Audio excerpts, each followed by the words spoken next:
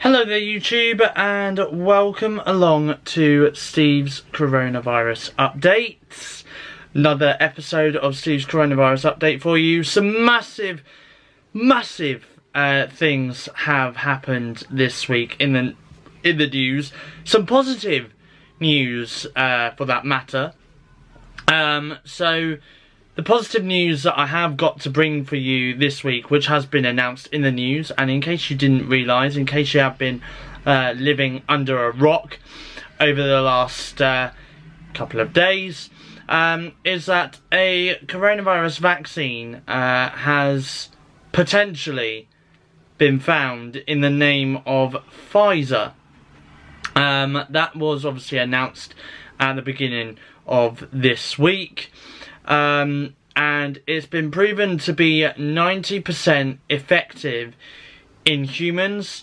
Obviously, they've been doing human trial vaccinations across the country. Some around about 40,000 volunteers have obviously volunteered to have the vaccine, to trial the vaccine, to see whether or not it does work. And only around about 90 to 96 people did get coronavirus symptoms after having this vaccine jab. Now obviously that's really positive news, because the chances of getting COVID after being vaccinated proves to be the chances of getting it proves to be very slim. Yes, there is still that odd little chance there. But at the same time, it is also positive because it does mean that obviously this could be the way out of this COVID saga that we've all been faced with during this year, during 2020. So obviously we will just have to wait and see what happens at that point. Obviously it's not yet been officially approved, it's not been licensed, so it can't go any further than obviously we've got this good news here. It is a glimmer of hope. They're still carrying out tests on this vaccine, of course, but the first kind of stage of the final phase for this vaccine before it does get approved is a bit of positive news. It is very good news at the same time. I mean, to be honest with you, I'm not going to lie. If this vaccine is available in the first half of next year, which is looking very likely at the moment that it could be, then I will definitely, for one, be getting this vaccine, that's for sure. I'm not one of those anti-vaxxers who don't want the vaccine because they feel as though the vaccine's rushed. You know, at the end of the day, I just think if it's been scientifically proven, and it is out there that it's been proven that it is safe, it is a safe jab to have inside your body, then I would definitely take it. I would definitely go and have it done, regardless of whether it's at the hospital or whether it's at my GP surgery next year. Now that's the other thing as well, is obviously next year hospitals, GP surgeries, they are going to be absolutely under the hammer next year if this vaccine does become approved, because obviously we're going to be wanting to get as many people out there in the British public to be vaccinated as quickly as possible, because obviously we do want to save lives. We don't want this virus getting into anyone else and spreading anywhere else neither. So of course we definitely do want to get this vaccine rolled out as soon as possible, very quickly. Matt Hancock has actually been saying this week in the news that this vaccine could be ready as soon as the 1st of December. So he is asking the NHS to be prepared, ready for any time from the 1st of December. This is again some positive news. That does mean that, you know, we've started this year with a deadly virus that has unfortunately killed around about 50,000 people now in the UK.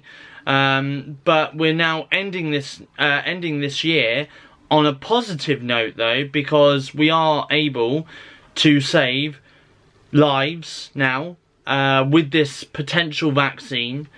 And obviously going forward into 2021, we will start the year next year with everyone being vaccinated for this COVID jab.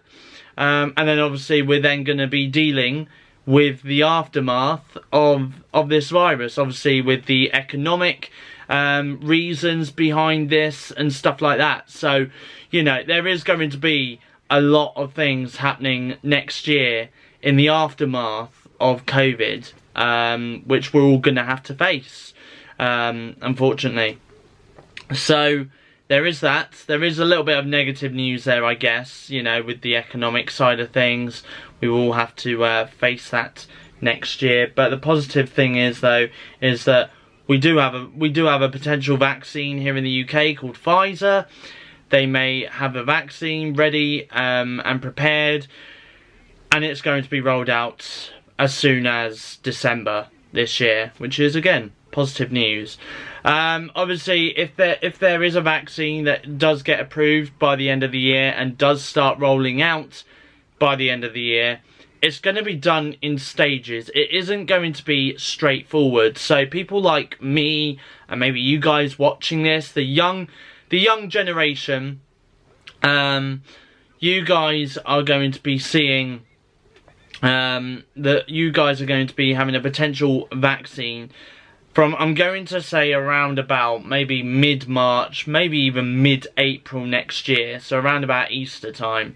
I mean, obviously that's not confirmed, you know, that's my kind of, you know, prediction, is when, you know, people like me, you guys watching this, you know, are going to be vaccinated. Obviously, the older generation, and I'm talking people in like their 80s or over 80s and then stuff like that, they're going to be the main priority to be vaccinated first. So of course, yeah, the older generation, because they're more vulnerable to getting the virus, and they're more vulnerable from dying from this virus, unfortunately, as well, are going to be kind of in front of the queue, as they say, for this vaccine. And it's going to just be done in stages. So as soon as people over the age of 80 have got their vaccine done, it'll be people at the age of 75 and over, then it'll be people at 70 and over, then people at 65 and over, then it'll be people down in their 50s and over, and then it'll be the high risk adults who are under the age of 50, and then it'll be the moderate risk of adults under the age of 50, you know. So it's going to be done in various stages. It is going to be done by age. So, but of course, we do need to respect that. We do need to respect that there are a lot of vulnerable people out there to getting the virus and unfortunately dying from this virus. And they do come first. You know, because if it was people like me that was to catch the virus, and God help that I don't catch this virus ever, you know, but yeah, if it's people like me, or maybe you guys watching this, our immune systems are a lot stronger. You know, there are people out there that haven't got that huge immunity in their body, which means if they do get the virus and their immune system can't cope with that, then they're potentially at risk of dying from this virus, unfortunately. But of course, you know, like I say, that, you know, there are people out there like me and you guys watching this that will be able to fight the virus off.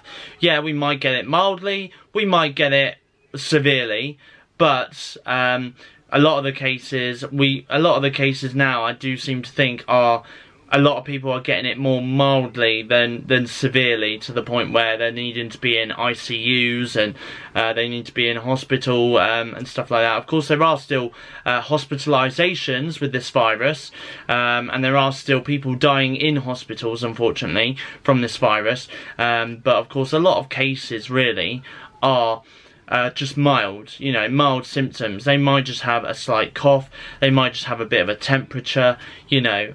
So, yeah, exactly. But, yeah, so anyway, that's a little bit of positive news there about the vaccine.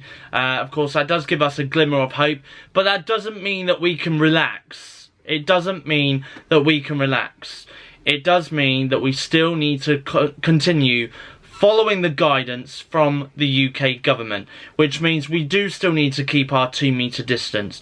We do still need to wear our face coverings when we're out in public, regardless of whether that's in a supermarket or on public transport, or when we are able to, when we're able to go back into a pub or a restaurant again.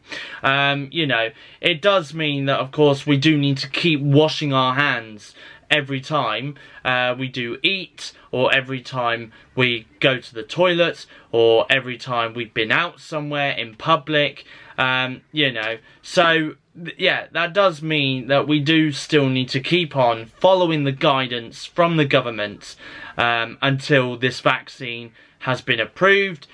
And in theory, we have been all vaccinated, really. The government are still not yet sure as to when life can return to normal, when we're able to finally go up to our parents and or family and give them a hug, when we're allowed to go up to our friends or our boyfriends or girlfriends or God knows what, you know, and give them a hug or a kiss or anything like that.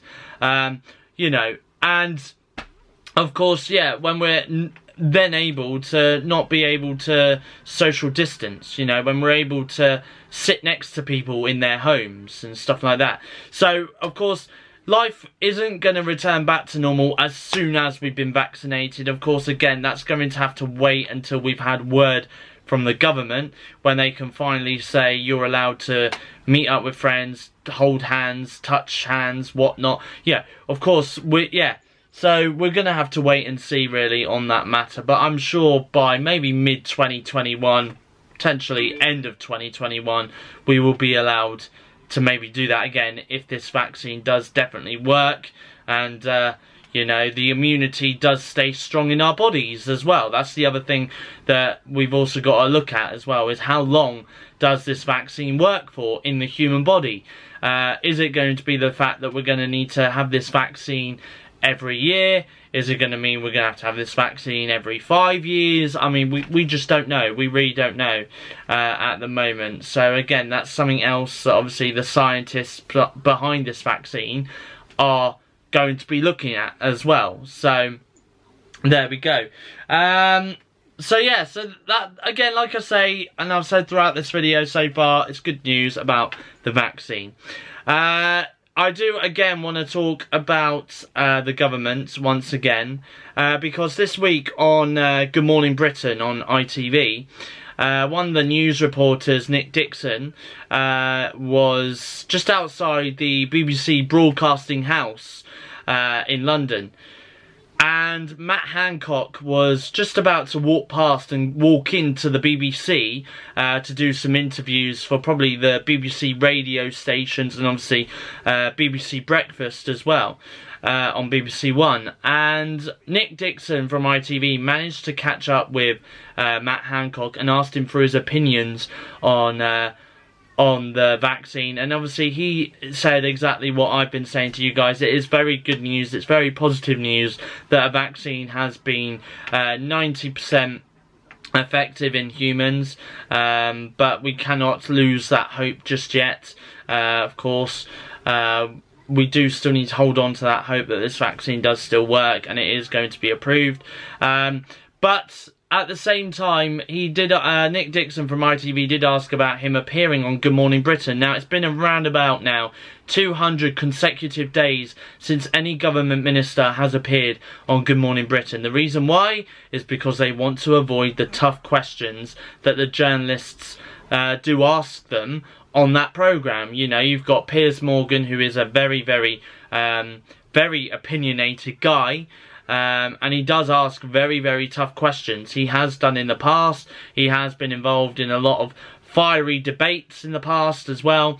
But anyway, so Nick Dixon asked Matt Hancock whether he would appear on Good Morning Britain on Wednesday morning, which was the next morning. And he actually then came up with such a ridiculous excuse. Oh, actually, I've got something in the diary for tomorrow, so I won't be able to make it. But he said he would come on as soon as he possibly can. We're now at the very end of the week, and he kind of broke his promise, really, to appearing on Good Morning Britain. So I don't think he is going to appear on that programme, unfortunately. Just like any of the other government ministers aren't going to be appearing on that programme, because they have, like I say, have boycotted that show now for 200 days. And it's just not on, is it, really? I mean, we're in a pandemic, you know, not every viewer tunes in to watch the breakfast show on BBC One, BBC Breakfast. You know, there are viewers that do watch Good Morning Britain on ITV in the mornings, and they do want the answers from the government, you know, and the journalists do push them for the answers, but they try their best to swerve those answers. So the government handling of this virus really isn't great at all. It really isn't great. And the fact that they're boycotting TV programmes, news programmes, where viewers will want the most answers out of them, just isn't on. It really isn't on at all. So who knows what will happen? Of course, I'll keep you updated on that, and whether or not the government do decide to continue boycotting that show or not. I'll let you know over the next couple of weeks, hopefully. Now, of course, another thing I do want to talk about as well is Dominic Cummings, because it has been announced on Thursday night that Dominic Cummings is set to leave Downing Street by Christmas. It has been announced. So, in a way, that is kind of good news for the government, really. I mean, that's good news for a lot of us, really, hearing that, because he should have been sacked a long time ago, really, shouldn't he? He should have been sacked when he decided to do that 260-mile trip to Durham Castle. Barnard Castle, sorry, Barnard Castle. When he decided to take that trip to Barnard Castle, he should have been sacked then by Boris, but Boris decided to keep him on as his right-hand man. But, of course, there's been some issues in Downing Street over the last week. Of course, there's a spin chief, Lee Kane. He's left Downing Street. I think it had something to do with, like, disagreement on power or something like that in Downing Street. Dominic Cummings was going to go straight after him and was going to resign immediately. But Boris, being Boris, decided to talk him down from resigning straight away. And so Dominic Cummings has now taken the decision to leave Downing Street by Christmas, when Brexit is all done and sorted. You know, I mean, to be honest, it is in a way a good thing that, you know, Dominic Cummings has finally got his comeuppance, really, and he is deciding to step down as being the Prime Minister's aide. But now the questions are being raised and asked as to who will now take over from Dominic Cummings when he does leave later this year. I mean, obviously, who knows at that point? But I guess in a way there is going to be a couple of job oppositions to be filled from the Prime Minister, because obviously Lee Kane, he left this week, and obviously Dominic Cummings is going to be the next person to leave Downing Street. Of course, at the end of the day, like I say, a lot of people are kind of glad to see Dominic Cummings go, because he should have gone a long time ago. But there we go.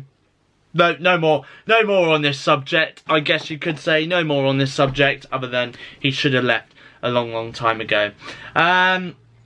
Obviously, this is now the second week at the time of recording this that we've gone into lockdown, and it's not really been too bad. I mean, I've actually noticed, just from my personal point of view, going outside and going to supermarkets and stuff like that, that to be honest, there's not really been a lot of people out and about. Not many cars on the road, not many people in supermarkets. So I do think a lot of people are adhering to the advice from the government to stay home, save lives, and protect the NHS. So yeah, which is again some good news. That a lot of people are staying at home and they are saving lives and protecting the NHS. But I mean, at the same time as well, we had some very worrying figures on Thursday this week, because around about 33,000 people in the UK in the last 24 hours, that's between Wednesday evening to Thursday evening this week, had tested positive for COVID. Now, 33,000 is a lot of people, and those 33,000 people testing positive for COVID are the highest figures for COVID testing ever. Since the start of this pandemic, we have never seen 33,000 people testing positive in 24 hours here in the UK, in the space of 24 hours, of course, being tested positive for COVID. And that being a result, literally. Not even during the first wave or during the first lockdown of COVID, we didn't see those statistics. So that is the peak so far. Whether or not those cases are going to continue to surge or not is another thing. But this is the other thing. The government did not release the death toll for the entire UK on Thursday this week neither. So what does that tell you? That tells you that the death toll yesterday was a lot higher, possibly even higher than the first peak of the virus. So yeah. But the government, being the government, they like to hold things back. You know, when there's one statistic being very high on the scale, you know, the government are there thinking, well, we cannot release these statistics because that statistic is a lot worse, you know. So, who knows at this point what's going to happen with the statistics now. I mean, the government, like I say, they like to cover things up. They like to hide things from us, don't they? We all know this. That's just Boris and his cronies, I guess, just being as they are. But, of course, I will keep you updated on all of that over the next couple of weeks during my coronavirus updates that I'm going to bring to you guys on my YouTube channel, SteveOfficial, because it's very important that I do bring you those statistics. And, of course, that gives you kind of an idea as to whether or not the COVID situation is getting worse or it's getting better. At this point in time, for me, I feel as though this COVID situation is getting a whole lot worse, and we definitely do need this vaccine as quickly as possible. But there we go. Anyway, so that is all from today's coronavirus update. I hope you did enjoy this video, and I hope you did find it very, very informative. If you have enjoyed this video, please give it a thumbs up.